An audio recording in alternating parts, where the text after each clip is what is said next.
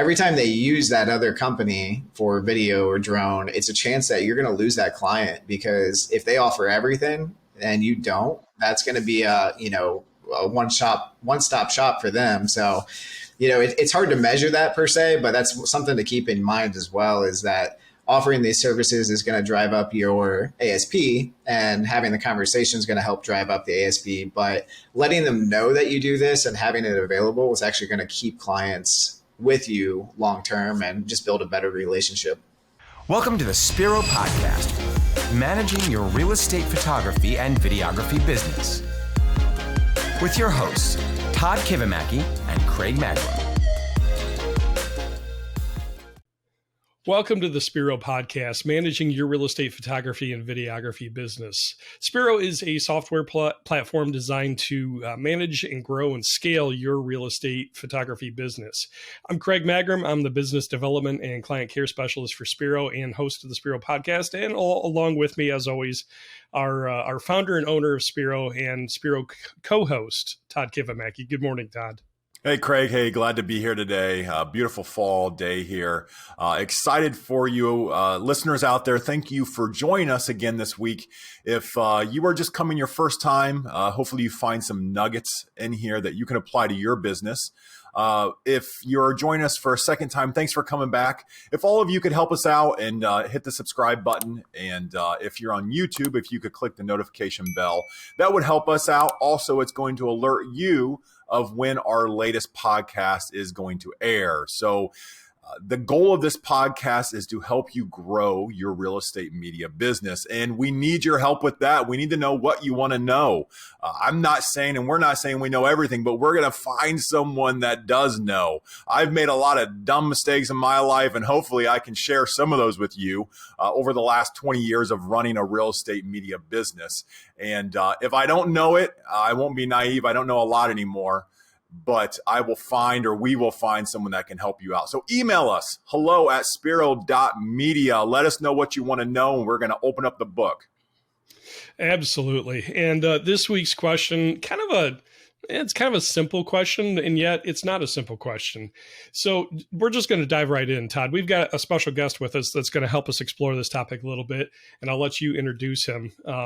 But the question this week is, it has to do with how can we make more per job? How can we increase what we call at Wow Video Tours and Spiro, the average sales price? So the market, I think, and maybe I'm wrong, Todd, but you can comment on this. I think the market is getting more saturated in terms of the number of photographers out there doing real estate photos, video, social, things like that. And so the old model of just being able to shoot as many listings as we can, that's getting a little bit more challenging because there's so many other companies out there doing it. So how can a real estate photographer increase what they're making per job? Yeah, great question. We examine that all the time at WOW, and our guest today is the head of our director of sales at WOW, and he looks at the metrics. We are very metric driven at WOW, and I would suggest that your business be as well. Also, another thing, and he might speak to it, is knowing what your client needs is also important. If you sell something someone doesn't want, then what's the good of having that product or service? So without further ado, I'd like to introduce you all to our director of sales at Wow Video Tours, Steve Musser. Yeah, thank you, Todd. I'm glad to be part of the show today and just kind of discuss this topic. It's something that comes up quite a bit, obviously, within our business and for all of our salespeople. So I'd love to break it down and give as much value as I can. Yeah. So let's just jump right in, Steve, because you have a ton of value and you have a lot of experience doing this. And say we have a photographer out there that doesn't necessarily want to add a lot of shoots, as Craig had mentioned. So say they're at their maximum and they're just not making so profit-wise the amount of money they want. So they would need to look at how they're going to increase each job. And that might seem overwhelming to them. The idea of sales, the idea of having to sell. And going back to the reason why that business owner, why they created, maybe the listener, that you're that listener out there, you started this business because you love being creative. You love taking photos, and you grew your business based on that passion, but you got to a plateau. And that plateau, now you need to go up again. And that is not working more. So as a business, we can exchange our time for money. And this business owner has exchanged all the time they want for money, and they're feeling burnt out. How now the next possible way is we need to make more per shoot. So for this individual, Steve, I know there's many options here and we want to hear what you have, but what do you suggest for that person? So yeah, there's essentially two different options that you can go to increase what you're earning per shoot. And, one is to reduce your cost. So if there's any way to trim back, what you're spending to deliver that product to the client that you're serving, that's one avenue you can explore. One that I get deeper into on my side is just serving your client and making sure that you're giving them everything they need for that shoot. And so by doing that, you can maximize, what they're getting for that shoot to market that property. Happens a lot with what we see. So, of course, the basic service is photography. You're going out there, getting great pictures, delivering those to the client. But since you're already there and you're wanting to grow their business as well, because the more their business grows, the more they're going to use you, and your business is going to grow in return. So one thing that you can do is just making sure that they have everything they need to market that property. And I know sales is intimidating for a lot of people. It's not something that you want to be that typical salesperson. But our approach with Wow Video Tours is we're serving the client. We're not just throwing stuff out there and say buy this, buy that. We're actually looking at each situation and figuring out what their goal is for that listing, but also for them as a business owner as well, and figuring out what we can provide them that's going to grow their business. And that just works really well for our business model because we're helping the client. We're not just pushing something that they can't use or utilize to better themselves. Mm. Yeah, Steve, you mentioned, making sure that the client has everything they need to properly market the property and grow their business. So say you have somebody that they love photography and they're really good at photography. And this was kind of my story when I started C Imaging Solutions. Is I loved photos, but I didn't know video. I didn't have my drone license. I didn't know about any sort of editing or anything like that. So for somebody that has started into real estate photography and realizing, hey, I've got to bring more to the game because my clients need more. And maybe Steve or Todd, either one of you could answer this.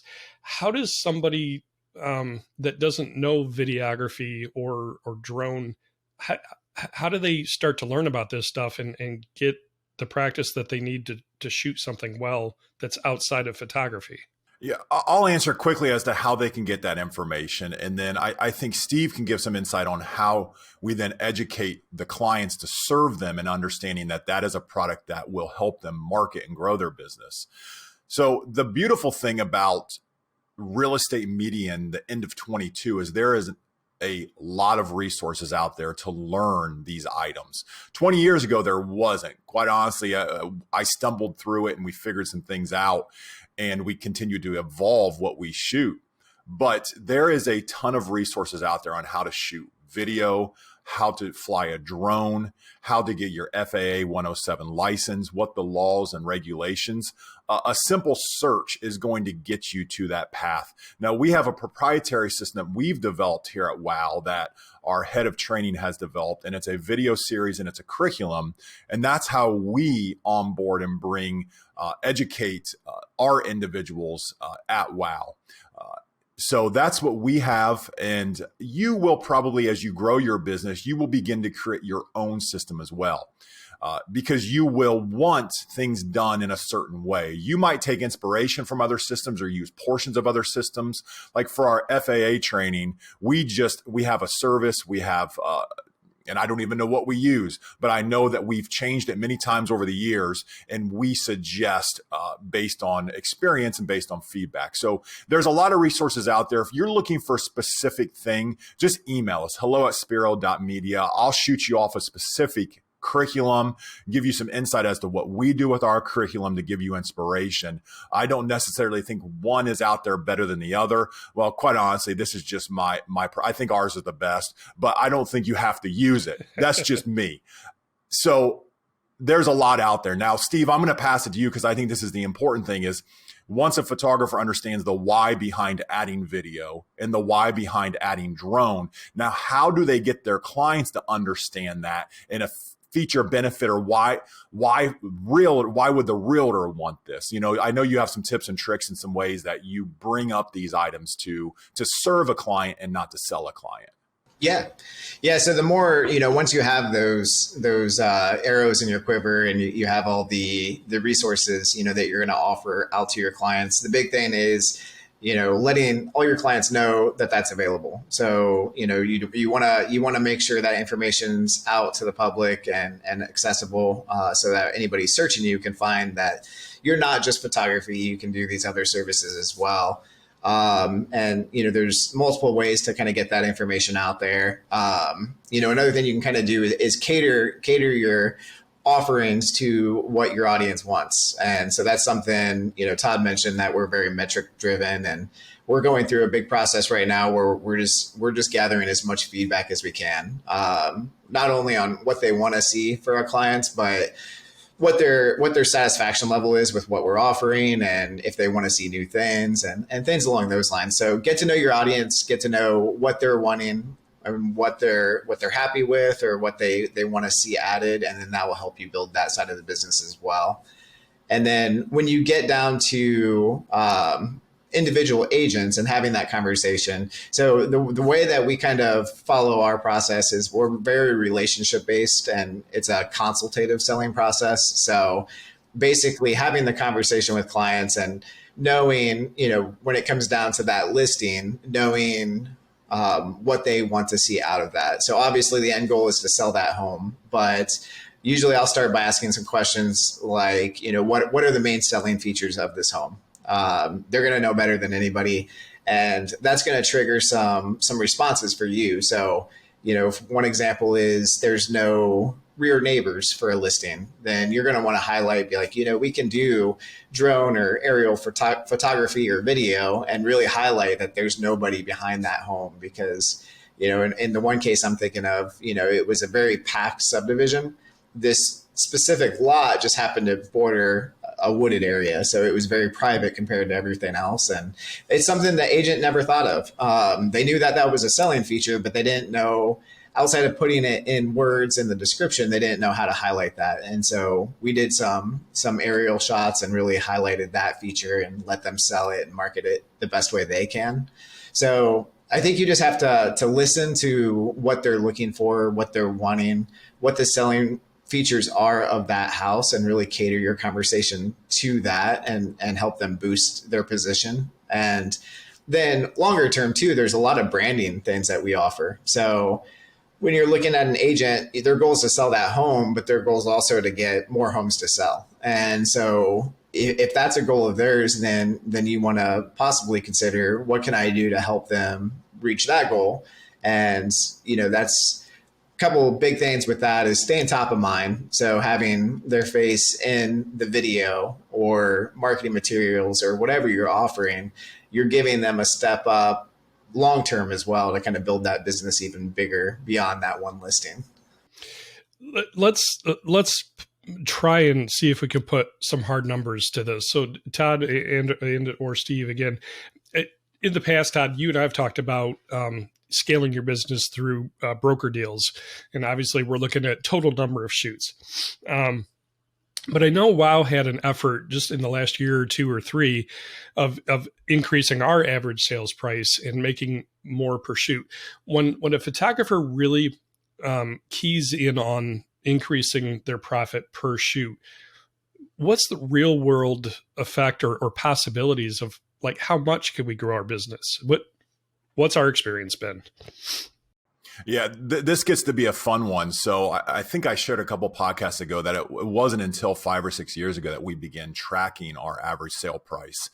And we were working with a consultant, and she said, what's your ASP? And I was like, what did you just call me? And I mean, we were hustling. That's all that we were doing. I was shooting as much as possible. We were trying to get people in the office. We just grew out of my house into a small little office. I was trying to figure out how we get desks and printers. I was trying to figure out all this, and the software was being built, an old version of it. Anyways, long story short, so to give you an idea, over the course of the years, I believe last year at WOW, we increased our ASP by about $15. So $15 times 12,000 shoots is $180,000 of increase. Wow. And it becomes astronomical as you begin to look at this. And that ASP is attributed to a few different things. Mainly, it's the serving from the sales team. Like Steve mentioned, it's a relationship business where we're just simply saying, and if you didn't pick up on this, that you should write this question down that Steve uses. It's so simple, but it's so smart, is tell me about the features of this property. Then that realtor is going to give you information. And from there, you're just saying, how can I serve this agent better? Okay, you have a property that has no rear neighbors. Everyone else in the neighborhood has rear neighbors. Should we highlight that feature and add drone? It's a no-brainer. It really is. And the cool thing about it is if you're hesitant to do it, please just try it once or twice because you will smile when it works. Steve just trained a new business development manager here at WOW. He is doing it. And he's like yeah, I got him to upgrade the drone.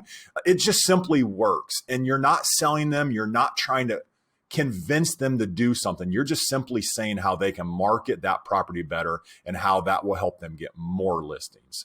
So the impact can be huge. The second part that our average sale price, that jump was related to is yearly price adjustments.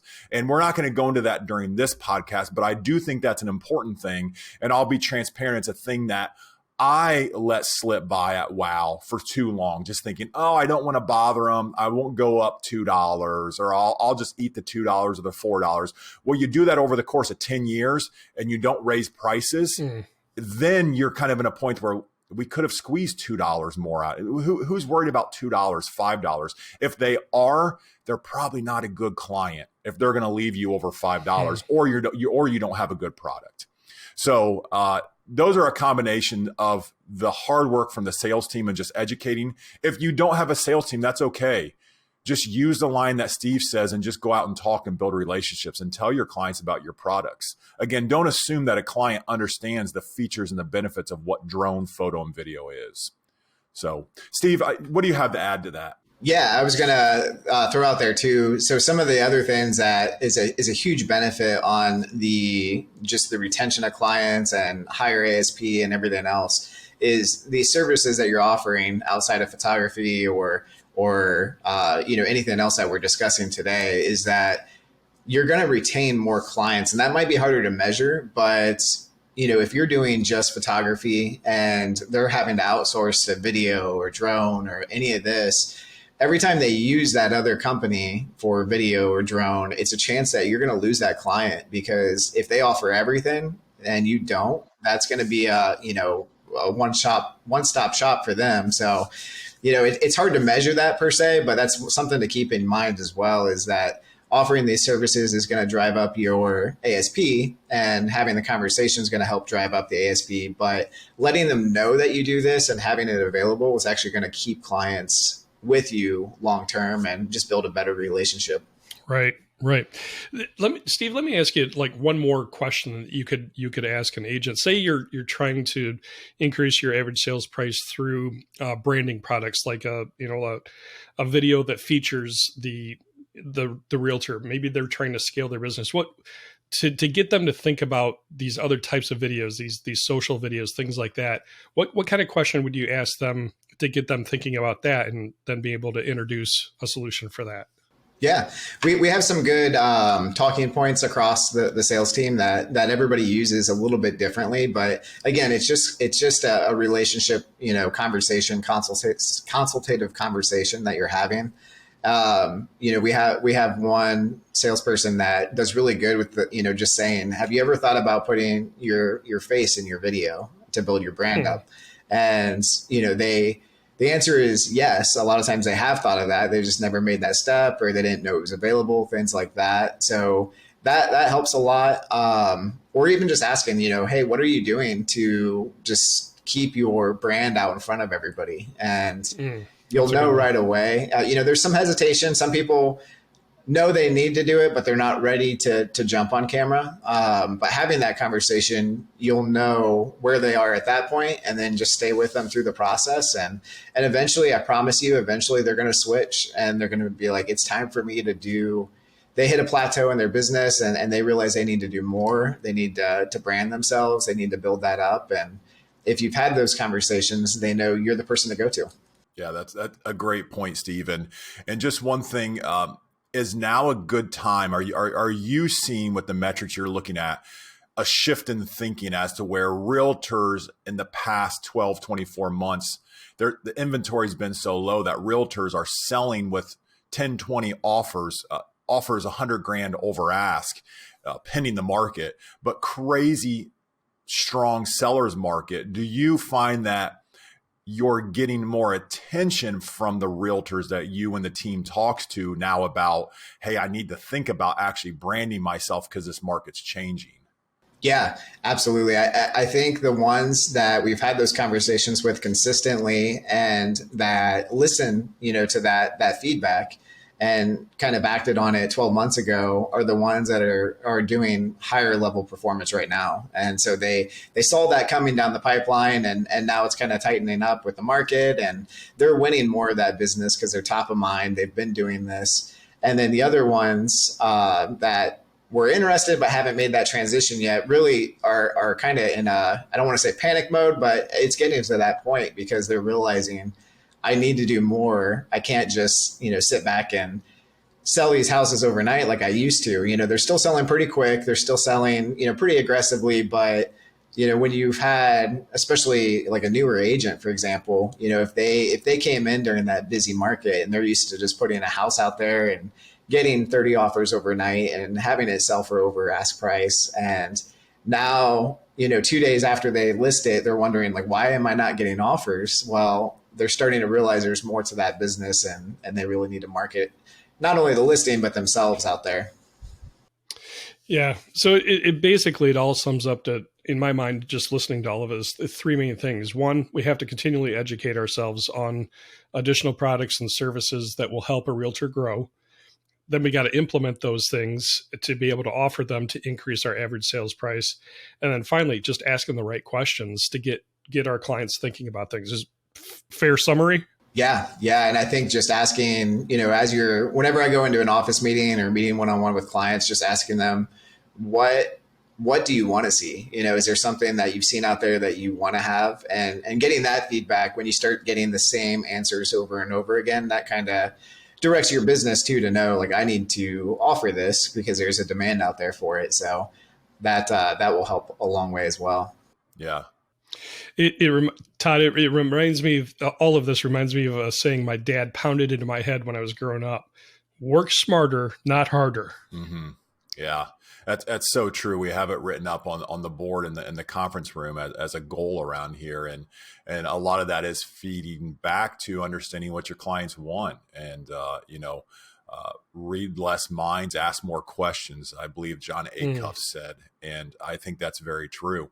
So, Steve, I have one more quick one. I think we have time to squeeze it in here. And I'm asking this for the listener that has my type of personality out there. So I'm an IC, or usually a C personality, meaning that I want everybody to be okay. Like, I'm okay when everybody else is happy. And I don't directly, I kind of think of sales as like, oh, like, I hope they're okay. And it does help me think about serving them, because that's good for my personality type. If I can help them, great, and we can grow together. But for the listeners out there that are like me, so when you get a no, How do you use that? How do you see that? What's your pivot? Because I think that might be some of our listeners' like biggest fear out there is they do this and they go and tell one person and the realtor says, no, I'm okay with just photos. So how do you perceive that? What do you do? And how do you train our team to handle that? Yeah, it's going to happen. You have to brace yourself for, you're going to get a lot of no's. But I think the way you approach the situation, first of all, helps a lot with us being, that consultative selling process and just kind of taking it, how can we make our clients better? One thing, I think that's a benefit out of that is they're never afraid to answer my call. Because I know I'm not just calling to tack a bunch of stuff on them or try to pitch them this, this new thing. I'm doing something that's going to help them in the long run. So keep that philosophy in mind. And I think that's going to take you a long way. You're still going to get a lot of no's just because it's not the right time or they're really, under a price crunch or they're just not seeing the value as of this point. And, I think a follow-up to that is, I completely understand. Just let them know that, you'll continue to follow up. And if there's any other ideas you have that may help them down the road, you're going to have that conversation with them. And that goes a long way. It's not when you hit no, it's not a high pressure event to where it's like, how do I get them to say yes right now? Because the answer is they've already given you their answer is no. Don't hit them over the head with it. Don't lose a potential client or end a relationship just because you're wanting to get that sale at that point. But if you keep doing these things consistently, I guarantee you're going to see progress long term. You're going to start seeing that, in a week, a month, 6 months, whatever the answer is, you're going to see more of those coming back. And I see it all the time, all day, where we had a client just earlier this week that contacted us for aerial services. And this is somebody that I've been consistently reaching out to for over a year and had some good conversations. The answer was no several times throughout that process, but every time I called, they still picked up the phone because they know the conversations were pleasant. It was, how can I help you? How can I make you better? And they got to a point where they needed that service and we were top of mind. So take that no, in grace. Don't ruin a relationship for it. Just stay consistent and keep pushing through. Great advice. Great advice, Steve. Yeah. Todd, any final thoughts as we kind of wrap things up here? Just don't overthink it. If you're like me out there, I overthink it. And, I go back to Steve and he's just systematically working through it. That's really all it is. I sometimes say I'm too close to it as the owner. This is my baby. This is a 20-year-old baby now. And who wants to be told no? Nobody does, but it's just the reality of life. And sometimes I try to take that as no, not today. And as Steve mentioned, just don't ruin the relationship. Continue to serve them. Send them a thank you note. Who does that anymore? Yeah. Do something different to show that you care about them, and it'll pay off. Yeah, that's how I've always been most comfortable and seem to help see grow when I had the companies. Just be a servant. Have that servant mentality, not a salesperson mentality, because they'll smell that a mile away. And as you serve people and just look to help add value to their business, they appreciate that. And your average sales price is going to go up naturally. So back at the beginning of Spiro, when we were reaching out to new beta testers, we had a survey, and one of the questions we asked was, what's the biggest challenge you're facing in your business? And consistently, the answer was sales and increasing my average sales price. So hopefully this podcast, this episode has been able to give you some ideas on how to do that easily and naturally. And again, just be a consultant to those that you're serving. And our desire is just to help you grow your business. Yeah, it is for sure. And just a quick pitch here, because I have to, but if Spiro has some really great built-in features to help you upsell with add-ons, applicable add-ons, optional add-ons, pop-up upsells. If you're not suggesting, if your order platform's not suggesting and bundling things the correct way, you should analyze it and see if you can get your system to do it the correct way. And if not, find something that will help you sell online, because you're not going to be able to talk to every one of your clients, and you need a system that can do that. So that's my pitch. End my pitch.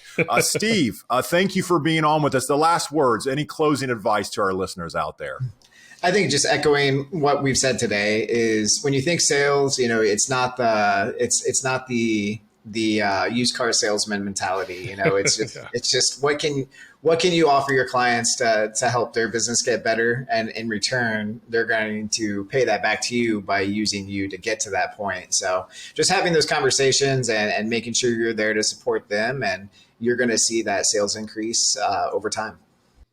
Steve, thanks so much for taking time with us this week and sharing your knowledge and experience. We appreciate it. Yeah, I appreciate you having me. Thank you. So again, just to echo, if this has been helpful, we just ask that you would share it with maybe a colleague of yours, or let someone else know about the podcast, and that will help us grow and continue to bring you value here. Again, this is the third time I'll say it again, but let us know what you want us to talk about. What topics are you struggling with? And we will bring some information to you to help your business grow, and for you to make your business what you want it to be. Absolutely. Don't forget to subscribe, like, share. Again, just all those normal things that we go through. We try not to make a big deal of it, but we want to benefit the community that we work in. So also, don't forget, if you're listening to the podcast right now, you can watch the video version on our YouTube channel. Just search Spiro, Spiro, or alternatively, if you're watching it, but you'd like to listen to it, in between shoots as you're driving, you can check it out at spiromedia.podbean.com or any of the normal podcast outlets. So, Steve, again, thanks for joining us, and I'm sure we'll be talking again. Thank you. I appreciate it. No problem. All right. And Todd, we'll see you next week. And for those of you watching and listening, just be thankful for the blessings that you've been given and take a breath. Have a great week. Thank you for joining us for the Spiro Podcast, Managing Your Real Estate Photography and Videography Business. This is a production of Spiro and Wow Video Tours. You can find out more about Spiro's real estate media business management software at our website, spiro.media.